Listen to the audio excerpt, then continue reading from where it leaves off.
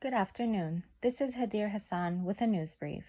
In local news, according to the Lehigh Valley Live, Bethlehem School District postpones all winter athletics to January 11, 2021, amid the pandemic. The school district will seek guidance from the Bethlehem Health Bureau and the St. Luke's University Health Network and reevaluate the status of resuming sports on or after January 11. In other local news, according to the Lehigh Valley Live, an 18-year-old Wilsonboro man, already charged in an Easton robbery and shooting case, is facing new counts. Jihad Range was already being held in Northampton County Prison, is now facing charges in forging paychecks from the management company that owns Dairy Queen. He stole over $2,000 from the establishment. Police says that the check numbers were out of sequence and had a slightly altered appearance, and the payees on the check never worked at the business.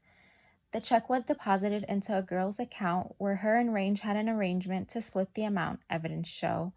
She told the police that an ex-boyfriend deposited the check into her account, then later identified the source as Range. He is now being charged with forgery, conspiracy to commit forgery, criminal use of a cell phone, theft by deception, and receiving stolen property, records show. In national news, according to CNN, the FDA authorizes the first rapid COVID-19 self-testing kit for at-home diagnosis. The COVID-19 all-in-one test kit is a single-use test available by prescription for all self-diagnosis. An FDA commissioner, Dr. Stephen Hahn, says that this is the first test that can be fully self-administered and provide results at home.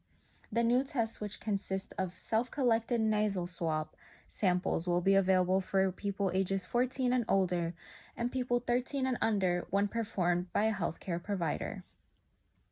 The new test is an important tool to address the pandemic because it will reduce the public burden of disease transmission. The sample swabbed from the nasal is inserted into the vial, which then enters the test unit where it is analyzed. The kit comes with step-by-step instructions. In state news, according to Fox News, Pennsylvania governor announces new COVID-19 rules, including wearing a mask in the house. Starting Friday, anyone who enters the state must be tested at least 72 hours prior to arrival, and if they do not get tested, they must quarantine for 14 days. This does not apply to commuters who travel to neighboring states for work or health care. Masks are now required outdoors where it isn't possible to maintain a 6 feet distance and inside where gatherings take place, even at home. On Monday, Philadelphia banned indoor gatherings and dining, including the shutdown of casinos and gyms in response to the worsening pandemic. The state is reporting over 5,000 new cases daily and is up 115% in just 2 weeks. Deaths are also on the rise. In ESU-related news, the December 2020 graduation ceremony is now being moved to spring 2021 in order to make the necessary arrangements in accordance with state and federal guidelines. A virtual ceremony will be held on December 19th, where graduates will submit their graduate portraits to recognize their accomplishments.